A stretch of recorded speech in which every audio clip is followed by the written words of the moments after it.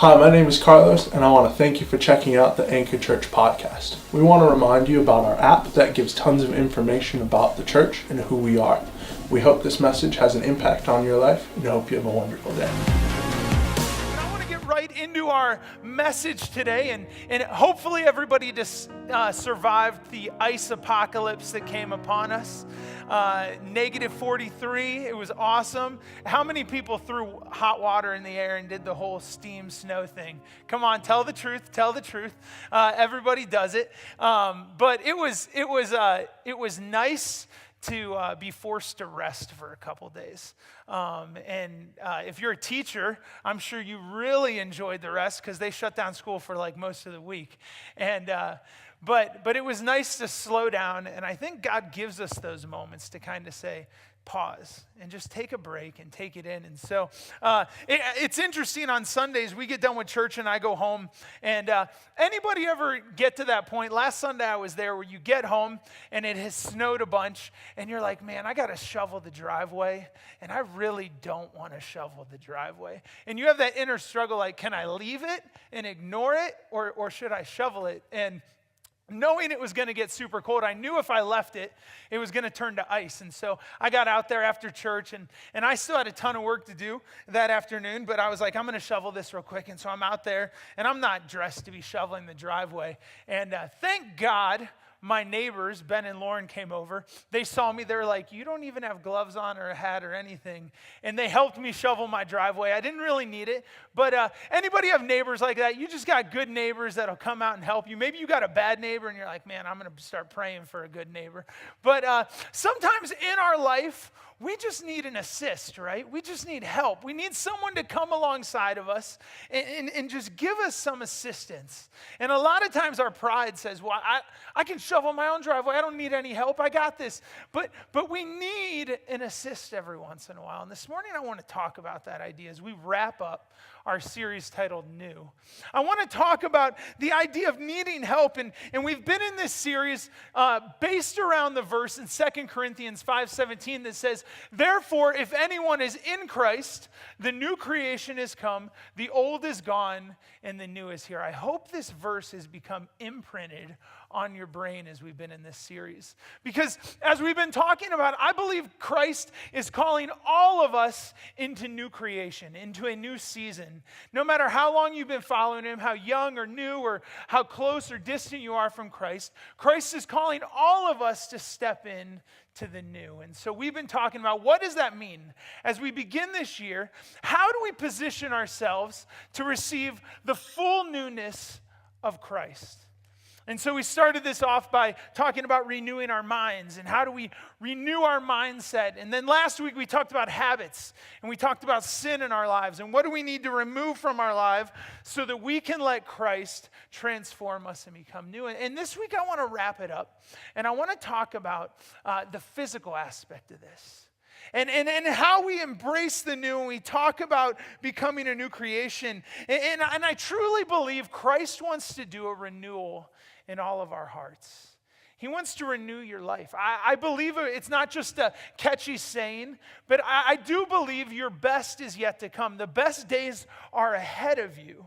And if we learn to lean into the one who's leading us, if we learn to step in the right direction, I believe Christ is always taking us into a new season, into better paths, into new territory. And there might be a struggle in that process, but there's a newness ahead. So if you have your Bibles, turn to Genesis 37. If you don't know where Genesis is, just open up your Bible to like the first couple pages and you're there.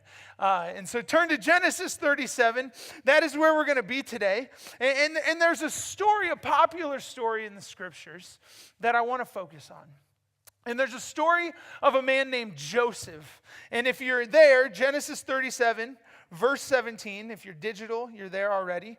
It says this: Joseph went out after his brothers and found them near Dothan. But they saw him in the distance, and before he reached them, they plotted to kill him. This is a dysfunctional family to the max, right?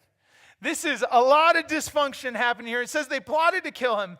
They said, come here, dreamer. Come now, let's kill him and throw him into one of these cisterns and say that a ferocious animal devoured him. I mean, I have 6 brothers and sisters, but I don't think there was ever a point where they literally wanted to murder me and hide my body. This is like something out of Criminal Minds, if anybody watches that. You know, there's podcasts, you know, the serial podcasts and all those weird things people listen to. And if you listen to that, I'm going to pray for you this morning because you got something going on in there. And he said, we're going to throw him into the cistern and pretend that a ferocious animal devoured him. Then we will see what comes of his dreams. And I'll explain that in a minute. Verse 21, when Reuben heard this, he tried to rescue him from their hands. Let's not take his life, he said. Don't shed any blood. Throw him into the cistern here in the wilderness, and don't lay a hand on him, Reuben said. This to rescue him from taking back to his father. So when Joseph, in verse 23, when Joseph came to his brother, they stripped him of his robe, the ornate robe that he was wearing from his father, and they took him and threw him into the cistern. The cistern was empty, and there was no water in it. And so as I read this story, I wonder, how do you get to the point where you've made your brother so mad that they want to murder you? I mean, we're talking maximum dysfunction. And so in order to understand how you get to this point, you have to understand the story of Joseph. You have to understand the story of their family and what is really happening here. And it goes all the way back to his father and his brother, Jacob and Esau. And if you know the story, if you've been around church, there's this deceit that takes place with his father. Jacob basically steals the birthright, robs his brother, not only of the blessing, but of his inheritance from his father. And it gets so bad that Esau wants to murder his brother, that Jacob flees into the wilderness. And now this is Joseph and his brother's father. And as the story goes on, and I could preach a whole sermon on Jacob and Esau, but I'll save the time. We'll be here for like 3 hours if I do that.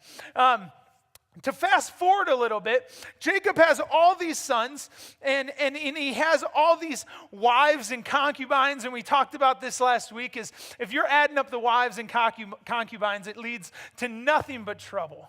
And so we have Jacob with all these wives, and he wants to be with Rachel, and finally at the end of it, Rachel finally gets pregnant, and her beloved son, Joseph, is born. And it says that Jacob favored Joseph so much, he loved him more than his other siblings. And as the story continues on, one day their family is traveling down a road. And this is important. Hang with me. You're like, why are you sharing all this stuff? This is important to understanding how they get to this point. But the story in the Bible, in Genesis, it says one day Jacob is traveling down the road with all of his wives, all of his kids, all of his family. And they're coming down the road, and he sees his brother Esau a long way off. And actually some of his servants come to him and say, your brother Esau is down the road. He's going to murder you. He's going to kill you. He's still angry at you. And so they're traveling down the road, and Jacob gets this bright idea that he's going to line up all of his wives and children from least favorite to favorite. Now think about how this plays out. Being one of the siblings, you are the oldest brother, and your dad takes you and puts you in the front, basically the front line, and says, well, you're going to be the first to die. You're going to basically go into this battle, and he's going to kill you before he gets to the back of the line. And at the very back of the line, he lines all these wives up, all these children up. At the very back of the line stands Rachel and Joseph. And they go to meet Esau, and when they get there, by the grace of God, instead of Esau killing them, he wraps his arms around his brother and says, I forgive you. Which is a great story of forgiveness, but I want you to still put yourself in the place of that older brother. Thinking like, wait, Dad, you were okay with me dying and Joseph was going to live?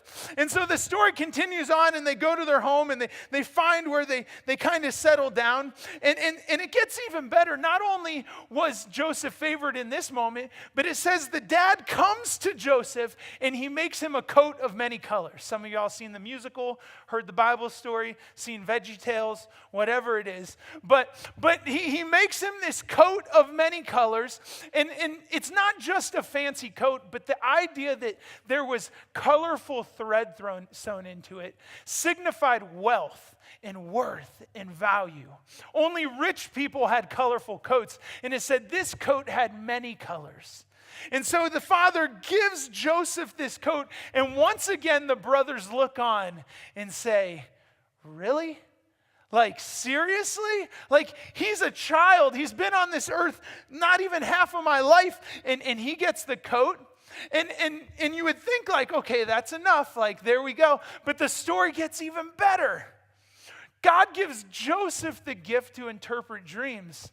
And it says one day, God gives Joseph a dream, and what's the first thing he does with the dream? It says he goes to his brothers, and he rubs it in their face. He says, one day, you all are going to bow down and worship me.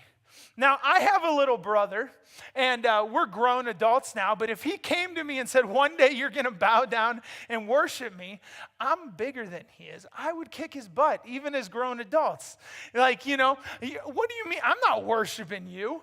Like, yeah, get out of my face, right? Anybody ever been there? Like, if your little brother came to you and said, or sister or whatever, you're going to bow down to me.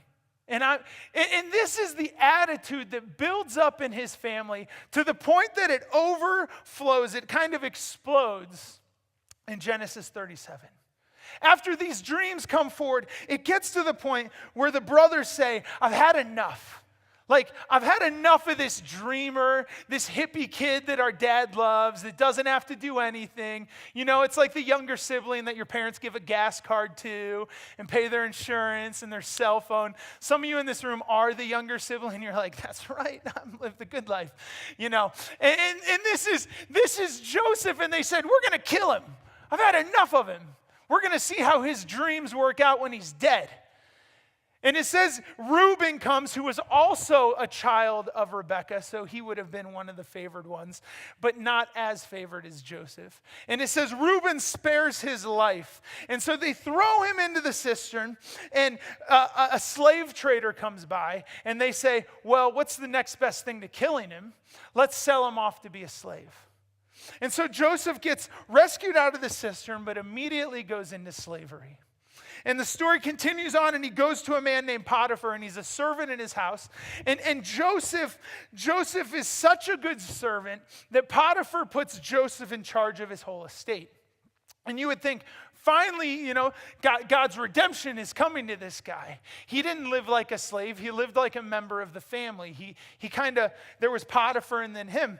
But Joseph is in this season, and Potiphar's wife kind of gets a little, her eyes start to float toward Joseph, we'll put it that way. And it says she throws herself on him in a moment of passion. And she throws herself at Joseph, and Joseph, being a good Jewish boy, jumps away and runs off butt naked down the road. And so, being a woman of wealth, she says, well, Joseph threw himself at me to protect herself, to protect her status. And so they capture Joseph, and he finds himself back in prison. And I wonder, as we hear this story and we read this, like, I wonder, what is the lesson God is trying to teach Joseph? And as the story continues on, he sits in prison, and he is interpreting dreams for people. And he tells people, remember me, rescue me out of here. And we get the impression that he sat in prison, in Pharaoh's prison for years, forgotten, helping people till one day somebody remembers Joseph. And Pharaoh pulls him out, and he interprets Pharaoh's dream. And he interprets this dream that he tells Pharaoh, you're in a season of plenty, but a season of drought is coming. You need to store everything up to protect your estate. And Pharaoh says, this man must be a genius, that he appoints him to become the right-hand man in Egypt. And he's in this moment of power. And in Genesis 45, verse 1 through 3, it says this. Joseph is there, and the Israelites, all of his family is in a season of famine that they say, we're going to go and beg for grain from Pharaoh. And they've forgotten about their brother. They thought he was dead for years. And so they come to this point in the story, and it says the brothers come before this ruler in Egypt. They didn't know who he was. And they're begging for grain. And in Genesis 45, verse 1, it says this. Then Joseph could no longer control himself before his attendants. You have a man that was a slave that now has attendants. It says he couldn't control himself, that he cried out, have everyone leave my presence. There is no one with Joseph. He made himself known to his brothers. So he's in this moment. He says, everyone get out of here. And they all leave except for him and his brothers. And it says he makes himself known to his brothers, and he wept so loudly that the Egyptians heard him, and Pharaoh's household heard about it. Joseph said to his brothers, I am Joseph. Is my father still alive? But his brothers were not able to answer him because they were terrified of his presence. They were terrified. Joseph had the power in this moment to kill his family. To say, you left me for dead, either I'm sending you away to die or throw him into prison. In verse 14 it says, then he threw his arms around his brother Benjamin and wept. And Benjamin embraced him, weeping. And he kissed all of his brothers and wept over them. Afterwards, his brothers talked with him. Now, I love this story. You hung with me through all of that. Let me tell you where it's going. I love this story because it's a story of a brother that had every right to hate his family, every right to abandon them, to send them off. And it starts off pretty rough, like we're going to murder this man, and it ends with them embracing each other, crying. The restoration that takes place, what happens is the restoration that takes place leads literally to the lineage of Christ. In that moment, Joseph had the power to wipe out all of the Hebrews, to wipe out the Jewish race if he chose to give in to his inner feelings, to his hurt, his brokenness. And so this morning I want to talk, how do you get from the point of completely broken in a pit, ready to become a slave, to embracing the very people that wanted to murder you? And maybe, hopefully no one in this room has been in that situation where you had a sibling that wanted to kill you. But I believe we all walk with baggage. We all walk with wounds in our heart. We all walk carrying things that have wounded us or hurt us, that we kind of walk around with and we think we have control. And how do you get to the place of Joseph where you wrap your arms around the brother that plotted your murder? How do you get to that place? And most of us would even look at this story and say, man, what does God have out against Joseph, right? We live in this world where we ask questions like this of God, like, man, he must have something out. But this is what I believe. See, I think God had to work the baggage out of Joseph's heart before he could propel him into the purpose. And we don't like that process. Why did God send Joseph from the pit into slavery, into power, then back into jail? Because there were things in Joseph's heart that he had to let go of. See, there was pride in Joseph. We like to praise Joseph and think, look at this beautiful, God-loving person. Look how God gave him so much favor. But you got to remember, this is the son that literally to his brother's face, not once but twice, said, you're going to worship me, that boasted about his position.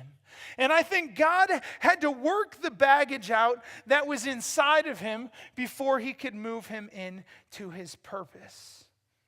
And we live in a world where that process is difficult, where we don't like it, where we look at people in position and say, God, why won't you give me that? I remember early on in ministry, when I was a youth pastor, I would have friends in youth ministries, and I would see all these different churches, and I'd say, man, God, why won't you give me that youth group?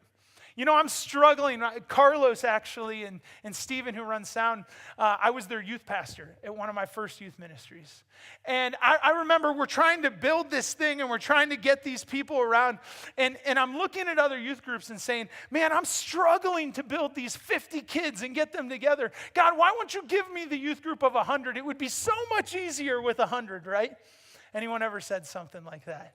God, if you give me, my life would be so much easier if you'd give me a bigger house. Let me tell you, it's a trap. Because then you got to clean the big house, and you got to pay for the big house, and you have to do all the other things in the big house. I look back and I think, man, when we had a 1-bedroom apartment, that mess was easy. I could throw stuff across that place. And now we have to clean rooms and make beds and do laundry. And when it was just me and Lauren, laundry's so hard. Now you got 2 children. And we do laundry like every other day. And I'm like, dear God, why do we do so much laundry? Like, wear your dirty clothes again. Let's be dirty. But it's easy to look in your season and say, man, I wish I had this, because we don't like the process. And there's the thing that I've learned the most in this season of planting Anchor is that if you're not faithful in the season God has put you in, he will never get you the position of someone else. You are graced for the season you are in by God, and we forget that. We want to be graced for someone else's season. We want to be graced for the church down the road, and God's saying, I've already given you the right place with the right people at the right time. Care for what you have. And I think Joseph had to sit in prison to learn his position under God, and for God to work some things out in his heart. See, I believe he sat in prison. God was still doing a work in his heart, and he was preparing him for the moment that he would stand before his brothers. See, Joseph had to realize that his baggage, in his case, his hatred, he had to realize that his baggage could control him, or it could propel him forward. It could control his life. He could be the victim. He could walk through life saying, poor me, look how horrible, look how my family treated me. I'm so bad. I keep ending up in the prison. And I believe he would have sat in that place, and God would have never given him the position if he would have lived as the victim. And we live in a victim culture, church. We live in a culture where we want everybody, it's okay, you've had a hard life. And I'm not downplaying people's struggles, because everybody's struggle is different. But we live in a culture where we want everyone to just pat us on the back and say it's okay. We want everyone to just, we'll just help you through. It's okay, you're just having a hard time. And sometimes we need to walk through struggles so that we can learn. Sometimes you need to walk through the valley before you can sit on the mountaintop, because you'll never appreciate the mountaintop if you haven't sat in the valley. And I've seen in my own life the struggles, the hardships. I talked about it when Lauren and I lived in a 1-bedroom apartment in West Palm Beach with cockroaches everywhere. I never appreciated a 2-bedroom apartment until I got out of that 1-bedroom apartment, right? And you don't appreciate it until you walk through it. And Joseph had every right to tell his brothers to leave, to send them to their death and never come back. And I think if we were honest, most of us would have had that response. The eye for an eye. You wronged me, I'm going to wrong you. You did this to me, well, I'm going to get you back. But God's word gives a very different response. In 1 John 3:15, it says, everyone who hates his brother or sister is a murderer.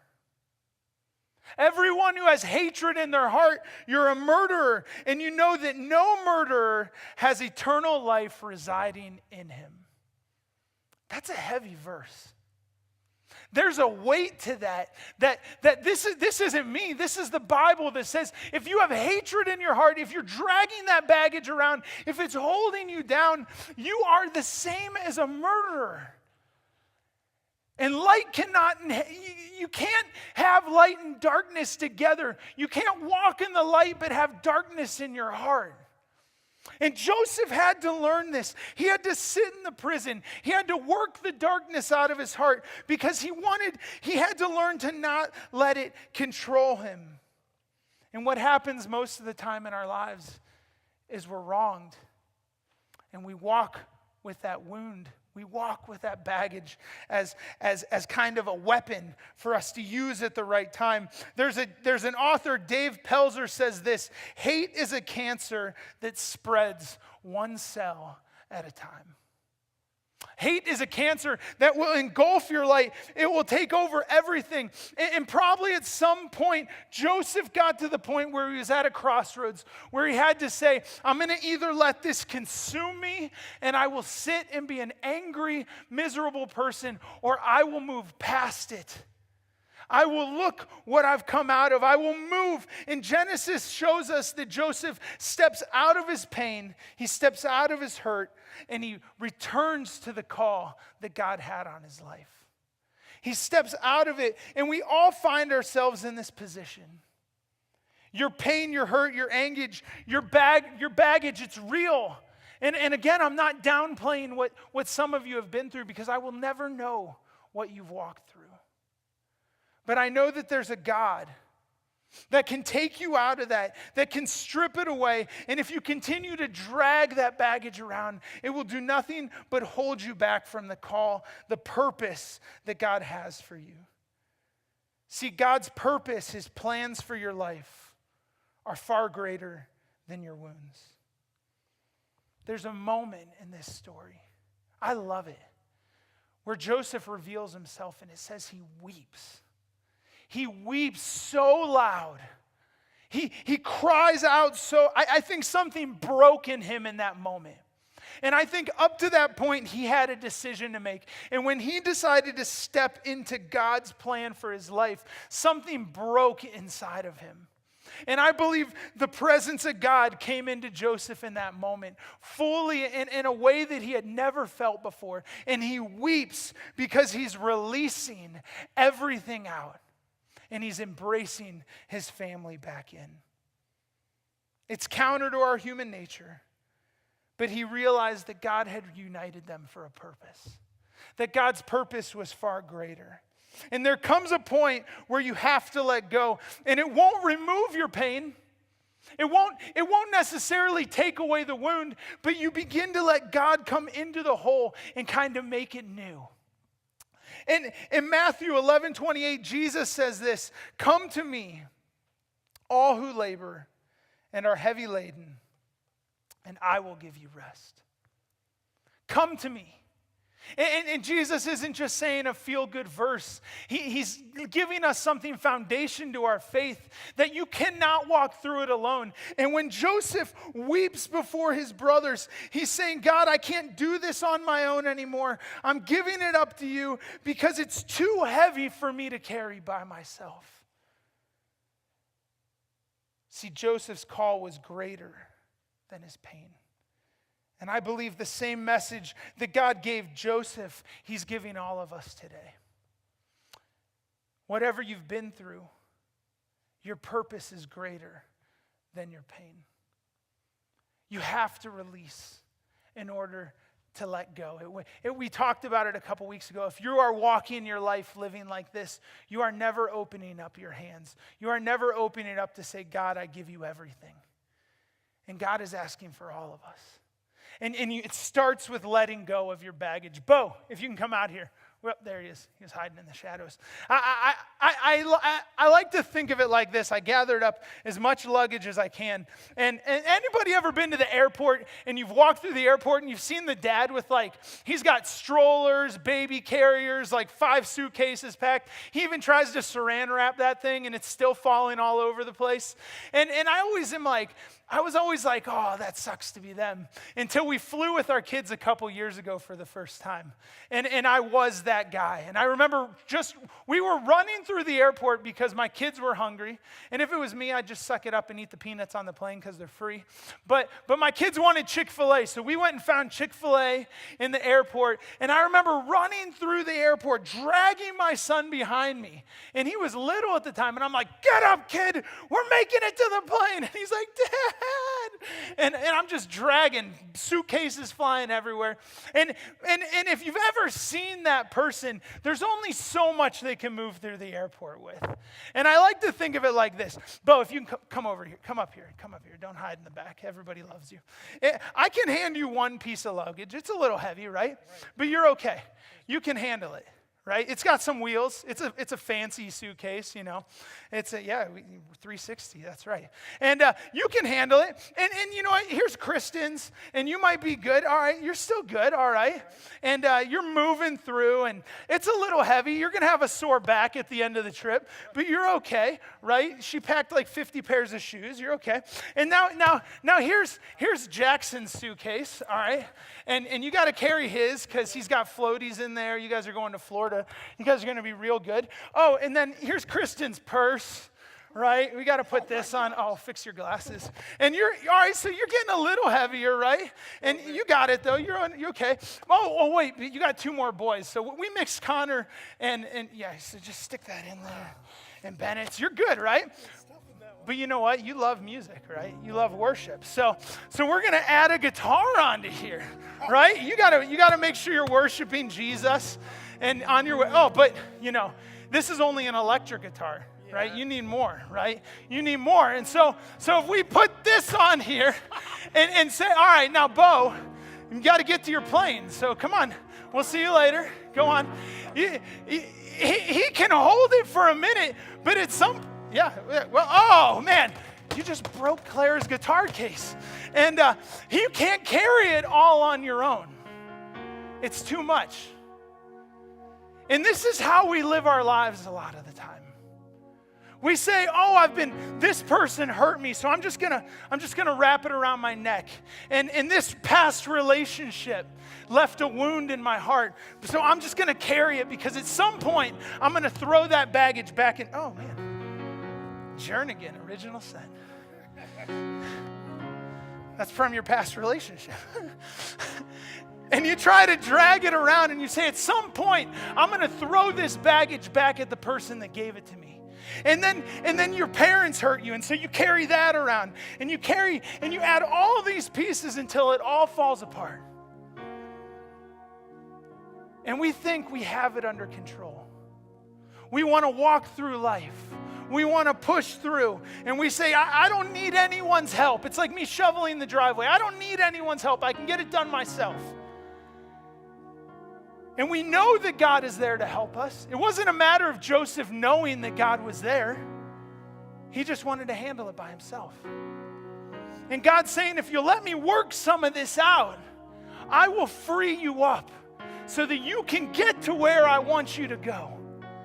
If you let someone come in and say, hey, let me take this bag for you, right? That's a little better, right? And then you say, well, I got two arms. I can help you out a little bit, right? Oh, yeah, now you're feeling good. And this is how God works. Sometimes he'll come in and he'll take it all.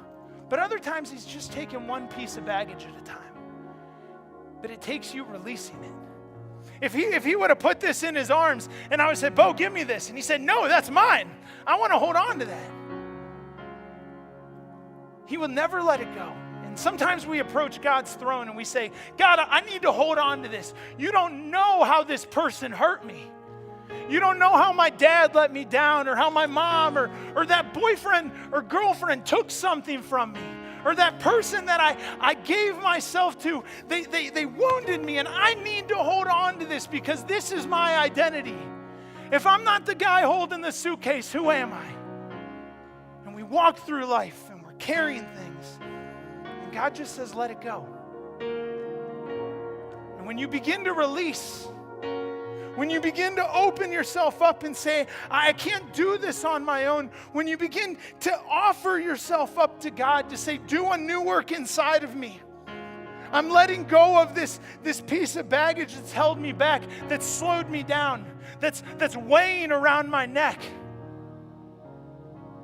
You will find a freedom. God will break something inside of you. The same way he broke Joseph before his brothers. Matthew 11 continues on. It says, come to me, all who labor and heavy laden, I will give you rest. In verse 29, though, it says, Take my yoke upon you and learn from me. For I am gentle and humble in heart, and you will find rest in your souls. Verse 30, for my yoke is easy and my burden is light. We know it, we hear it, we feel good when we read it, but we won't release it. So here's my challenge this morning. Will you walk around dragging your baggage with you, piling it up to the point that it's overflowing? Will you begin to release? Will you begin to step into Jesus' presence, to the presence of a Savior that loves you? Will you begin to let go of the hurts? Will you begin to let go of the wounds? And they won't be healed right away. It might be a process. It might take a week, a month, a year for you to fully let go of the bag. But you begin to release a finger at a time. And God will take it. God will do a new work in your pain. He will renew your purpose if you will release. So here's my challenge this morning. If we're going to step into the new, if we're going to learn to become a new creation, the way Paul writes about in 2 Corinthians, not only do you need to renew your mind, not only do you need to renew your habits, but you need to renew the things that you're holding on to. You need to release the pain that you're dragging around. And it's not easy. I will be the first to admit it. There are things that I thought I have conquered in my life that even in the last year have begun to well up, and there's still pains and wounds, and I'm still learning to let go. But every day I let a finger go, and I let a finger go, and I say, God, it's really hard, and I'm really hurt, and it's really painful, but I'm going to release this because I can't carry this on my own. I can't walk like this anymore. It's breaking me. And maybe you're at that place in this room today. Maybe you walked in here, and on the outside, it looks like you got everything under control. But inside, you're breaking. You're weighed down. You're hurting. Your back hurts. Your life hurts. Your soul is longing for rest. This is your moment. I don't care how young you are, how old you are in the room. What are you dragging with you? What do you need to release today to say, God, I need peace. I need rest. I need hope.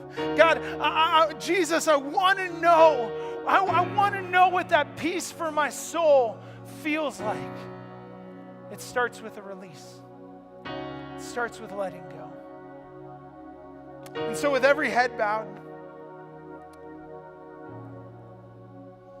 maybe you're in this room today.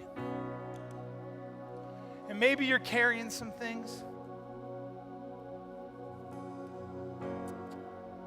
Maybe as I talk about it, you know there's some things you need to release. There are some things that you need to let go of. Maybe that you've carried around for 30 years, 40 years. Maybe some of you 60 years. Maybe you're a teenager in this room and you've let some things dictate your life. You lived a victim for too long. You've walked through carrying your baggage. Today is your day.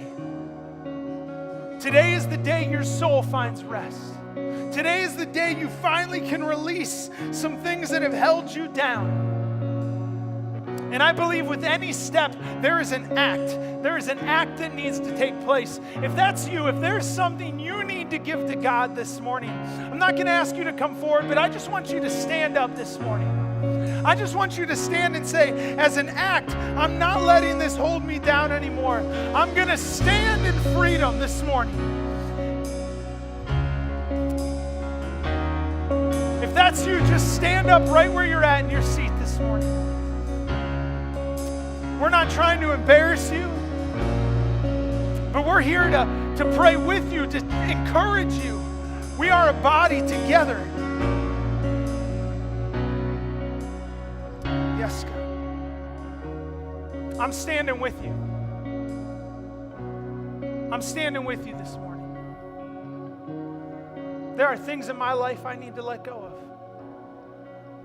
There's anger in my heart that I need to let go of. Hurt in my life I need to let go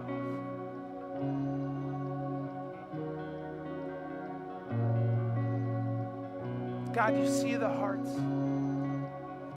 You know your people. God, you see those in this room that are taking a step as an act of faith. God, they are standing up. And God, I believe right now your Spirit is moving through this room. And you are slowly stripping away some things in people's hearts. You are slowly removing the wounds in people's hearts, the baggage that they've carried around. God, you are slowly, you are taking it away. People's souls are finding rest in this moment. And so, God, we thank you. We thank you that we serve a God that is with us. God, we thank you that we serve a God that we don't walk alone, but you come alongside of us, that you are walking with us, releasing us. And so, God, I pray that as people release their baggage, God, they would embrace your presence this morning. They would receive your peace, your rest in this place. And God, I thank you for the freedom as they walk out of this room that they are going to experience, the freedom as we sing and we worship this morning. God, I pray that we wouldn't worship as slaves anymore, but God, we would worship in freedom. We would worship in hope that there is a better tomorrow, that there are better days ahead. God, that we would walk in the new creation. In Jesus' name.